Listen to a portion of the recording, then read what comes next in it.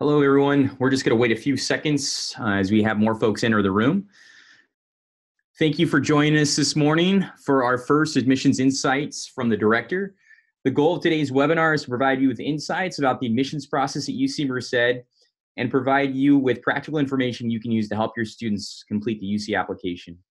Before we get started, we just want to go over a couple housekeeping items so that you know how to use the Zoom tool. If this is your first Zoom webinar, we'll quickly cover how to use the Q&A feature and as well as some quick tips about the audio. So you'll see your audio settings on the left-hand side. You can use the audio settings to adjust your volume. Feel free to go ahead and take some time to do that now. This should allow you the ability to hear the speaker clearly. Unfortunately, we've muted today's microphone, so you'll need to type in any questions that you have for today's presentation. Throughout the presentation, you'll also be able to raise your hand to notify our presenter that you have a question or a concern. And you'll have that little lower and raise hand button there in the center of your screen. What we would prefer you do, though, during the presentation is because we would like to have a more interactive and conversational feel to today's webinar. If you'd use the Q&A feature that's located there on the bottom left-hand side, bottom right-hand side, you'll have the ability to, through the Q&A feature, to type in a question to us, and either our Director of Admissions will respond over audio, or one of the panelists will respond to you via text. Just as a note, today's presentation will be recorded, so this session will be available approximately 3 business days after we've concluded today. We want to thank you again for being a part of today's initial admissions insight presentation. And with that said, we'll go ahead and get started by introducing you to today's speaker. Our Director of Admissions here at UC Merced, Encarnacion Ruiz, has been in UC admissions since 1985 and offers a wealth of information. For those of you who've known and spoken with Chone before, his commitment is totally to the students and to education as a whole. He wants and hopes to provide you with some direct information that you can use to help your students. And so with that said, we'll go ahead and get started, and we'll have Chone introduce himself today. We had a little bit of technical difficulties, but that's okay. That's part of reality. I always tell the students, when you have a challenge, challenges will always come, but it's how you manage those challenges that really makes a difference. Well, I'll try to briefly share what I was talking about earlier that you couldn't hear. I was saying how it was a beautiful day here, and it was chilly this morning as I was driving over, and gave me some time to think about what I wanted to say. And Dustin had said we should do a webinar. I thought it was a good idea. And the reason I thought it was a good idea is as this campus, as UC Merced, has grown, and more students are coming to the campus with a population close to 8,000 this year. There's more and more applications. At the freshman level, we had about 23,000 freshman applicants, and at the transfer level, we're approaching near 3,000 applicants. So when you have that, it's 3,400 applicants actually. As you see that increase in applications, campus starts to enter a place where it's a state of selection, which is you look at the students who are eligible, and then you have to rank those students, you have to score those students or measure those students, and then you have to select from that population. Unfortunately, we can't accommodate everybody who applies sometimes for the fall term. So one of the things that weighs on me is I want to make sure that the students that are being, as they complete their applications, that they present themselves and the information in a fashion where they get full recognition of the context of their achievements. Of course, we're going to give the whole application a full consideration. However, if the student, for whatever reason, doesn't share particulars that might have been relevant, it could put the student at, they get shortchanged in terms of the full consideration. So that's really what I wanted to talk about, is how do we help those students get that full consideration and recognition as they apply. So I wanted to share a few things with you as it relates to, let's start with freshmen. I thought it'd be important to look at if you're going to participate in something, you want to know what the parameters are or the rules are. So when we go to select students for this campus at the freshman level, we're going to look at uh, we look at eligibility. Number one, have they established eligibility to the university? That's critical. Have they taken the appropriate courses? Have they satisfactorily completed those courses? Each of those subject areas in the A through G, have they met those? Have they taken the entrance examinations that are required, and have we received those? That becomes important. And then, of course, the university says we're going to follow, the faculty have laid out the 14 factors of comprehensive review. So when we go to look at a student, 75% of the weight of who we select is going to be, when I look at an individual, 75% of what you may their score will be based on academic factors, and 25% will be based on non-academic factors. So we will look at all of these factors, and then we'll look at things like, for example, did the student fulfill all of the A through G courses? We're going to look to see, did they exceed any of those in particular? How much did they exceed those by? So for example, it's 15 years worth of coursework. That's the minimum. However, you really want to have beyond that. The average student, that you would look at semesters for a freshman, they're coming in about 40 to 45 semesters of coursework completed. Now, and then on top of that, we look to see, did they take AP classes or IB classes or college classes? All of this comes into a factor on the admissions process. Another thing I'll share with you, if there's an upward progression of the grades, and the student maybe start off a little soft in that freshman year, but they have continued to move up and advance, that really works in their favor. So we look at those courses. We look at the test scores. We know that the test scores, the GPA in the is one of the greatest indicator, but we also recognize that the standardized tests do have some predictive value in terms of the student's ability to succeed. So we look at those, and we combine both. Test scores and the depth of preparation are important, especially the course preparation and the GPA. In addition to that, we're going to look at what else did the student do. And I just want to talk about this. We asked the student to indicate a section where there's multiple things. One, they're going to talk about their personal background. They're going to give us some information about, there's some optional questions and some questions that are required. But we're trying to get a survey, an environment of what that student's coming from, the level of education of mom and dad. Is it a single parent household? What's the situation at home? We're trying to look at what kinds of activities, what kinds of awards, what kinds of leadership. And I guess when I'm looking at this, I want to talk about this in particular. Often the students get too caught up, and it's easy for us because we're talking to so many people to describe your activities, your clubs, your organizations. And I think when we do that sometimes with the students, we don't always encompass everybody, because often I find students who weren't involved in very much in terms of school and weren't involved in activities. I remember one time a young woman who came to me who wanted to go to UC, and it was in December, and she said, I wanted to apply to Cal, but I didn't apply because, and I said, why? She goes, I want to go to the community college. And I said, okay, let's look at your grades. And she was like a 4.0. And I said to her, why didn't you apply?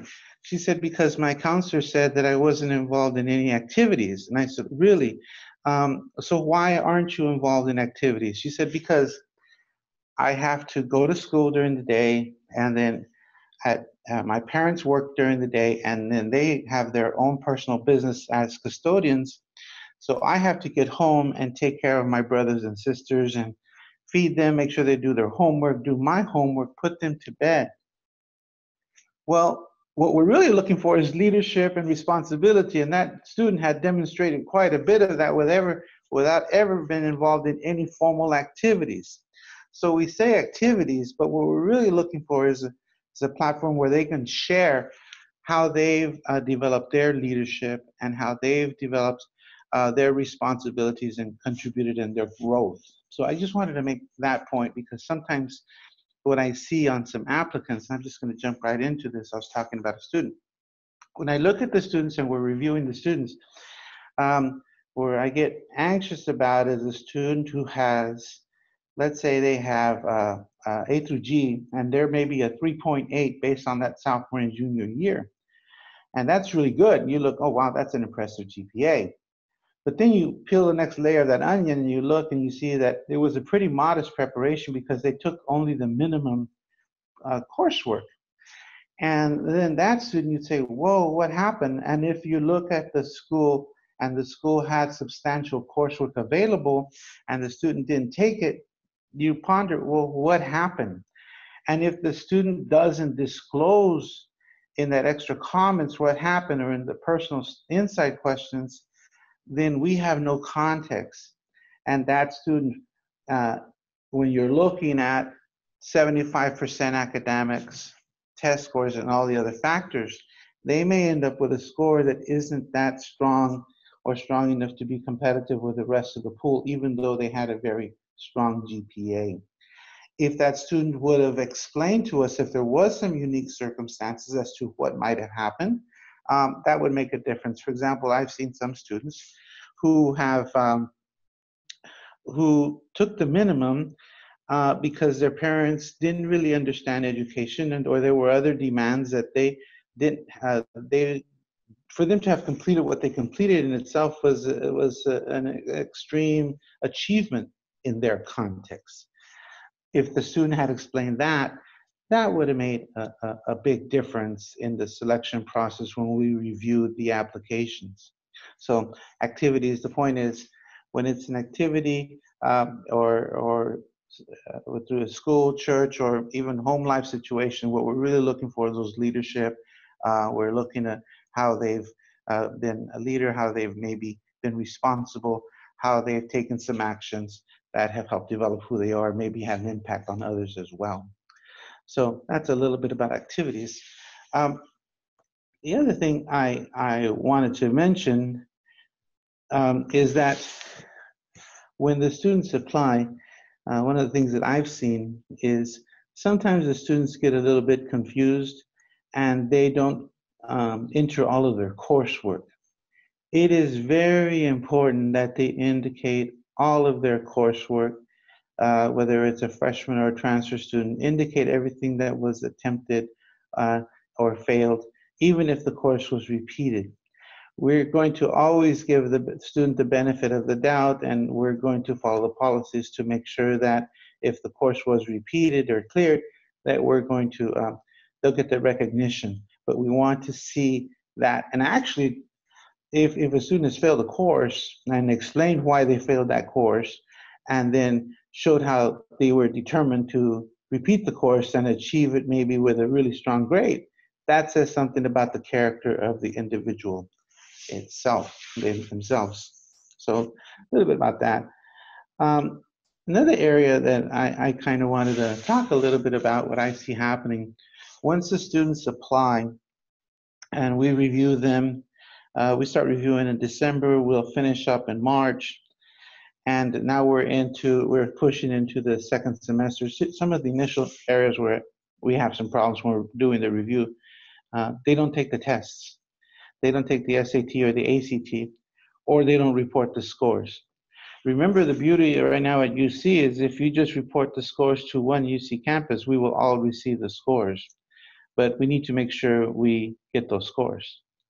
Another thing that sometimes happens, they don't realize they can take that test in December. So it's December the senior year where they can complete that test, even though the filing period has closed, the deadline has passed, they can still take that test in December. It's very important that they take that test and they report their scores. Often what you'll see is they'll do a self-reported test scores, but then they don't submit to us the official scores, and we need those official scores. Yes, another area that I wanted to share with you that I see happening, this is not so much a planning, but what happens after they apply. I think it's fantastic when the student challenges themselves with a rigorous program. But what I see happen is that sometimes the students really challenge themselves in areas where they are not that strong. And they might take an AP class in English class or some other area, and that's fantastic, but they have to pass those classes. They need to be, so the question was, what tests do they need to be taken in December? I'm just saying they have to take the SAT with writing or the ACT. Make sure that they take those two tests, and those tests must be completed.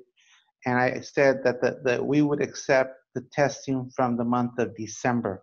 So that's okay to take it after the deadline has passed. Okay. The other thing, what was I at? I was talking about, oh yeah. So a student takes this AP class, and what you see happen sometimes, the student is really challenged themselves, they're going for it, and then they fail the class in the fall semester. Well, number one, it's very important that they report to us that they have failed the class, especially the critical areas like English and mathematics. My faculty have said no exceptions for the 4 years of English or the 3 years of mathematics. So they need to take that test. Now, if I'm speaking about UC Merced, if that student worked with his counselor and said, oh my gosh, look at, I'm failing this class, what should I do? I'm applying to UC Merced. My advice to that student would be, report to UC Merced that I failed that class. Tell us that, you know what, this happened and this is why it happened. And to remediate that, I'm doing this in the spring. I'm going to clear this class. I'm going to take this class in the spring so that I can clear that requirement. I see this especially being critical, like I said, in English and when you're looking at that third year of math. It's very, very important that they clear that. And since we're talking about that, if the student has failed the class or not passed the class, it would be most helpful if they cleared that in the summer before the senior year. The reason being, then we can see that that course has been repeated in the summer and we will have a grade at the time that they apply.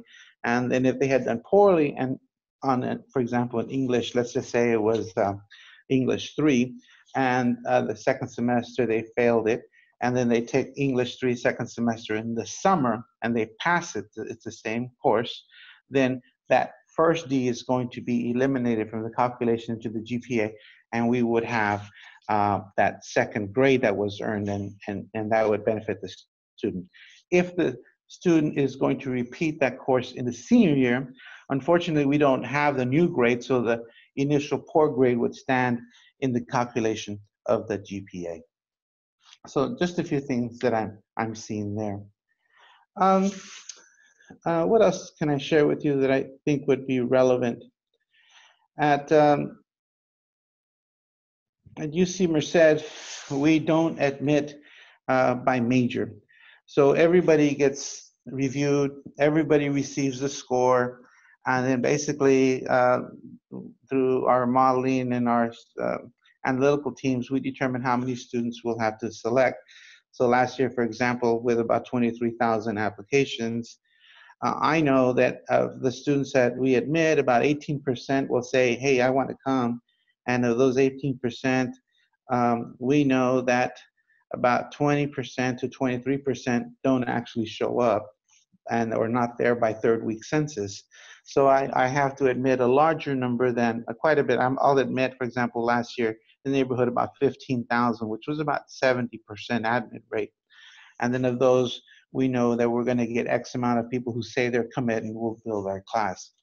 So when we do that, though, remember, we don't admit by major. So you could be undeclared, you could be biological sciences, you could be a psychology major, and everybody gets a score. And basically we go down, we say, okay, at this point, everybody on top of this, we can admit. So that's the way it doesn't, you don't get selected based on your major today at UC Merced, nor is that going to be the case for fall of 19. So that's an important point I wanted to share with you. I did want to share something about transfer. So let me just, I'm not sure how many of you might be interested. Hopefully there's some transfer folks who are interested in this information. I just want to say this. If a student elects to enter the university or begin their post-secondary educational experience at a community college, that could be fantastic if it's well planned. And that means working with the campus that you're applying to, working with the people who support you at the community college or the institution where you've begun. So while we talked a little bit about selection for freshmen, let me talk a little bit about selection for transfers. Again, there's a comprehensive review, but at UC Merced, at this point, we are not, we don't have a greater demand for transfer spaces as compared to what we have available. So although we had 3,000 plus applicants, although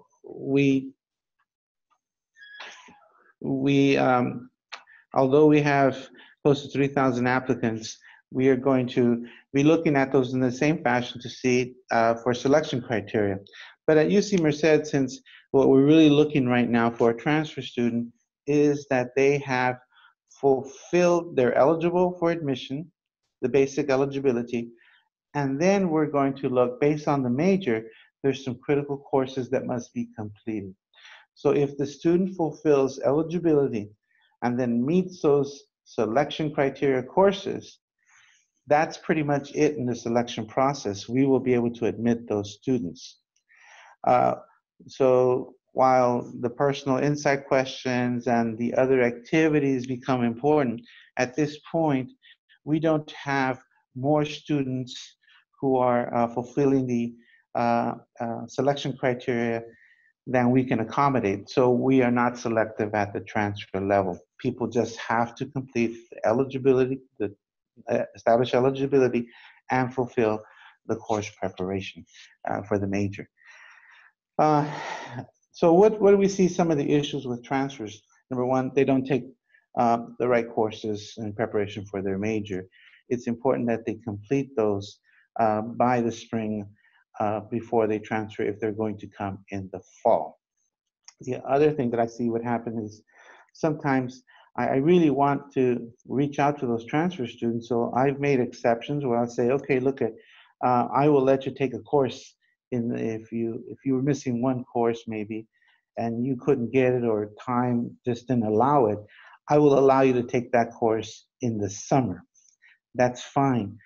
But where we have a problem with that is sometimes the course, depending on the school that they're taking, could flow away into the fall. So it's important that the course that they take over the summer gets completed as soon as possible and in a time where we can get the transcript from the completion of that grade before the fall term begins. And as you may know, we UC Merced and UC Berkeley are both on the semester system.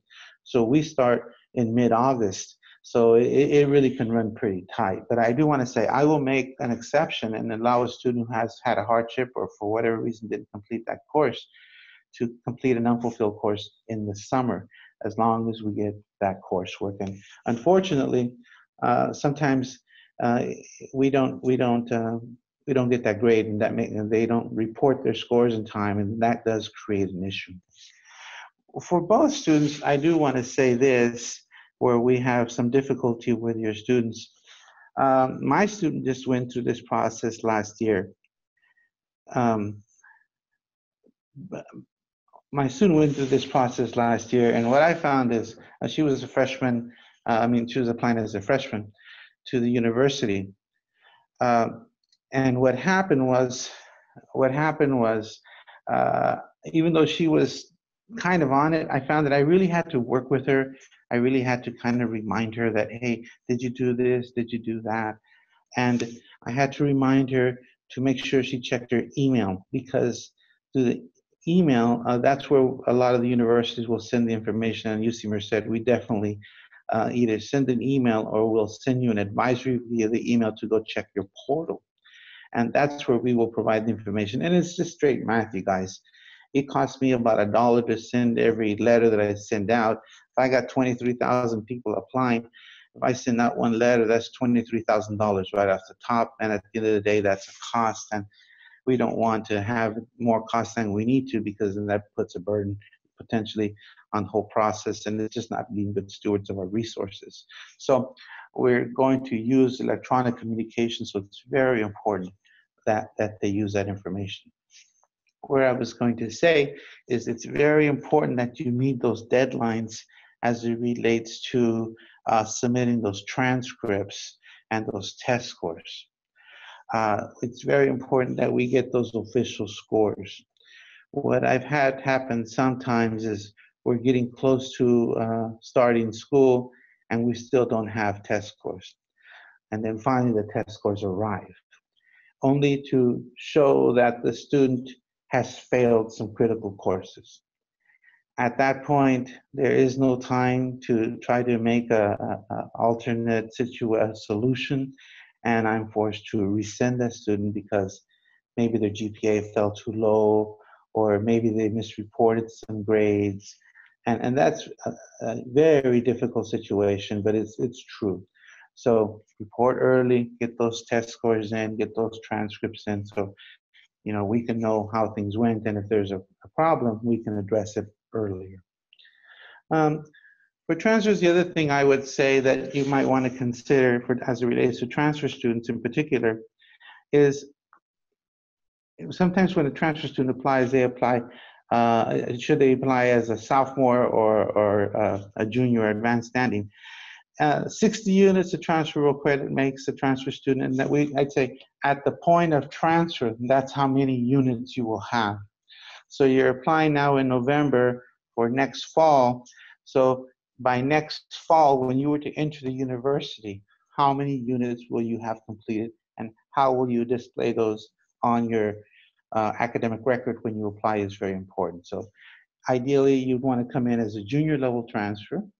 But if in the reality you won't have 60 units, then yes, go ahead and apply as a sophomore. But try to look at what are going to be the transferable units. You can go to Assist, and there you can see maybe a quick review of what courses you've taken that will transfer, or work with.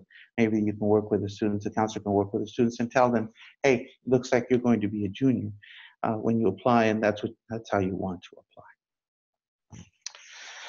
Those are some of the major areas I wanted to share about as it relates to the admissions process at UC Merced. I see if there's any questions if people want to ask, or things that I could talk about in particular.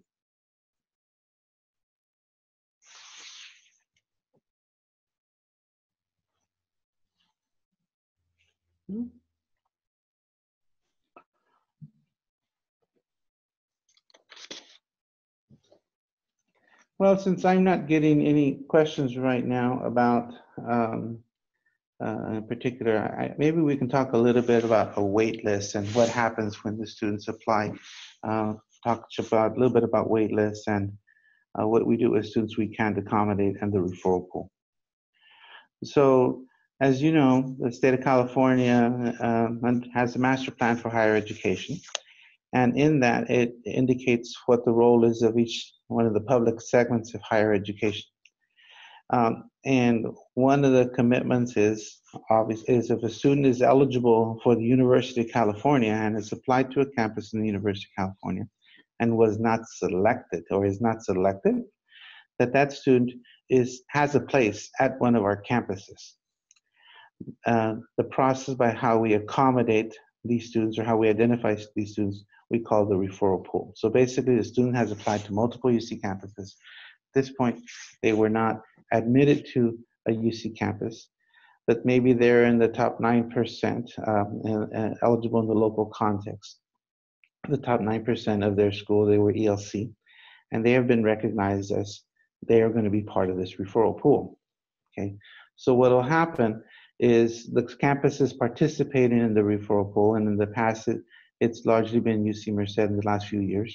We get this list, and then we will, and this comes from the Office of the President, where the central data systems are for the application. We then send a communication out to the students, and we say, listen, you're on this list, and we want to provide you with this opportunity. If you're interested, go to this website and see how the protocol is, what's going to be involved. And usually what I'm looking for is to make sure that we have a program that they're interested in. They indicate their interest. Often we start off with, it's been about anywhere from 12 to 10,000 students. And of those, there might be about 1,000 who say, yes, I'm interested. But to get to that point, though, they would have gone to the website, they'd screen to make sure that everything was there, that they will actually complete all their courses, that they will fulfill the eligibility requirements. So we'll ask them a series of questions. And if they want to advance to a program that we have, they will do that.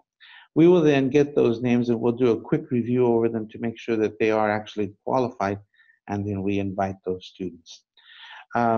Last year, for the fall of 2017, I believe there was 119 students who came in the referral pool as a freshman.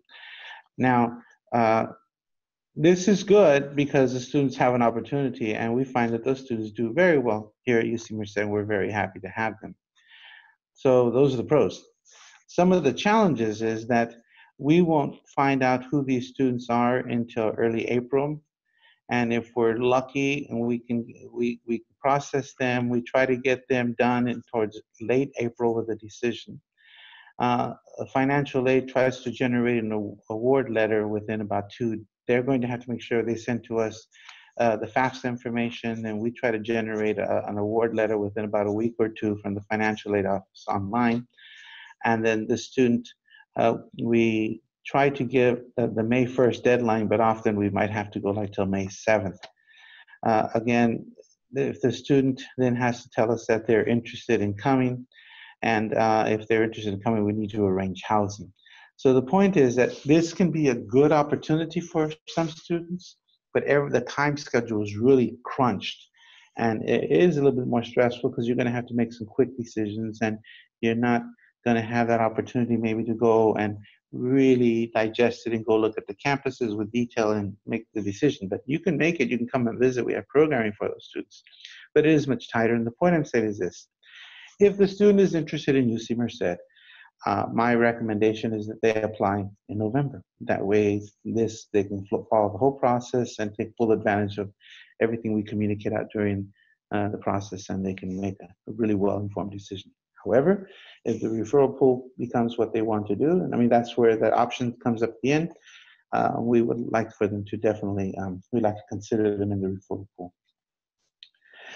Transfer students, we have a similar situation for a referral pool. We will look and see if those students who was not offered admissions to the UC campus that was eligible. We then will invite those students as well. The difference here is they do have to meet our selection criteria. They do have to fulfill the requirements for admissions to the university. And if they have those, and we have a major that's that interests them, then we can accommodate those students as well at the transfer level. Those are some of the main areas that I wanted to touch upon. There's a lot of exciting things going on campus. I would say right now, come and take a tour. It's beautiful on campus. It's a beautiful time of year.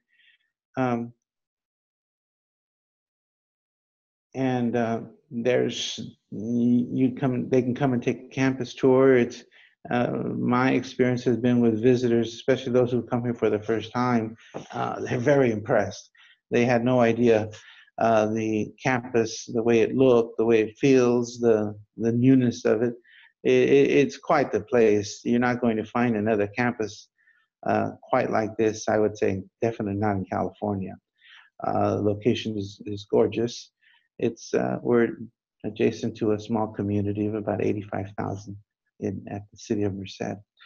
The other thing I would say that's coming down the pike for you as you start working with your students is we're going into we found that students who lived in housing had a higher success rate, and because of the experiences. And there's, that the success is in their first year is a lot about the student experience in that first year. So we're going to we're taking those elements that we think have attributed to that experience, including the residents' experience, and we've come up with a 2-year program where the students will, who beginning fall of 19, the entering class fall of 19, will get to have a full program that lasts 2 years at the university, which means that they will also be required to live in the residence halls for 2 years. The majority of the students who come to UC Merced indicate that they are interested in being in the housing facilities of the campus for 2 years. So this will work nicely to respond to those students. But we've created a program that is very directed at enhancing that experience, so with the goal that they be more successful at UC Merced. So that's something that's coming starting the fall of 19. Obviously, there's going to be exceptions for students who maybe are in the local vicinity, who it's reasonable for them to come directly and commute to campus maybe, or there's students who have special needs for some reason. We'll try to work with the individuals. But the goal is that we really want as many students as possible to have this full opportunity and take advantage of it and hopefully benefit from it as well. So that's coming down the pike. Well, those are the highlights that I wanted to share with you. It's been great. I hope this information has been helpful. If it is, maybe we can do this again on another topic that interests you, or maybe in more detail. Remember, we have recruiters all over California. I have people in Southern California. We have people in Northern California here in the Central Valley. If you're interested in visiting the campus, please request a tour. If you would like a student panel, we can maybe arrange that so the students can get that insight of what it's like to be a student here at UC Merced. Well, Dustin, I got you here. Is there something else we can add at this point, and how are we doing on time? We're doing just fine on time. Just to remind folks, we're recording this webinar, so it'll be available about 3 business days after we've completed today's presentation. If you have questions, and I hope I'm not stretching this too far by saying I think Chon was able to ask any questions that might come up. Feel free to ask them in the Q&A module or the chat module there on the side. And it looks like, Chon, we've got a question for you. I got a question there from Ramon, but it slipped before I could read the question entirely. He said something about his small campus where they don't always. Can somebody post that back up?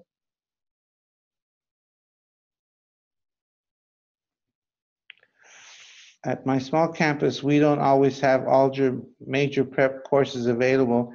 Ramon, is this from a community college that you're calling from?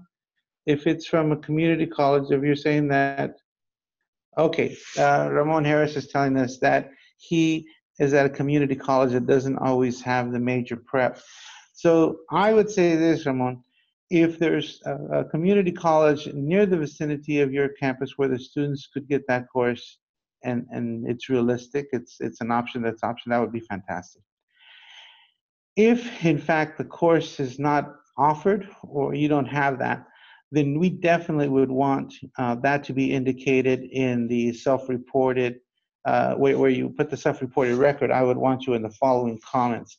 And I would say, go as far to send me a note where you find those situations and we will work with those cases. I don't want any student to be at a disadvantage because they truly did not have access to a course at the community college. There is a process that we have admissions by exception. And when we have those situations, the faculty want to know about those so that they can look at those cases. If there's an online opportunity to take that course, that might be another option. But if you find that there's a course that the student just can't get, I want to know about it. I want to work with your student. Other questions? I hope that helps you, Ramon. You're welcome.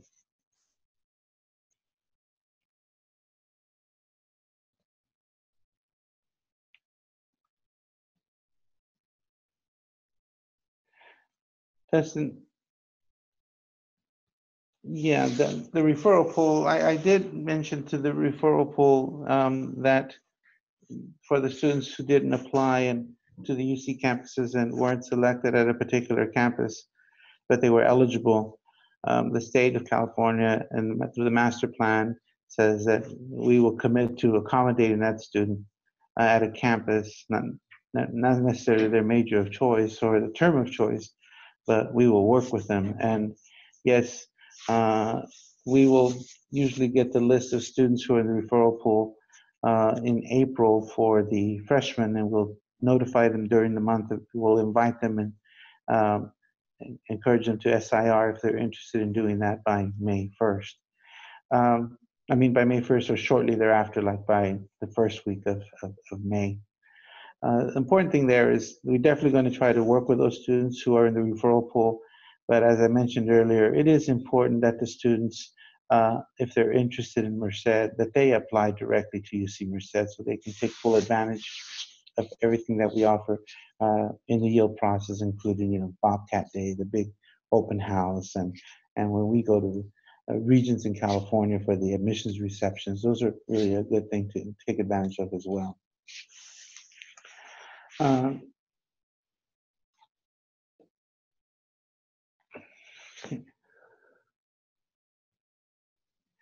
Yes, if there's no other questions, you can email me, and I would be happy to respond to inquiries that we may have. Email our office at admissions@ucmerced.edu, or you can look us up and send us a note, and we would be happy to respond to your questions. You have my email on the panel. You can write to me directly, and we'll look out for your inquiries and respond to you as well.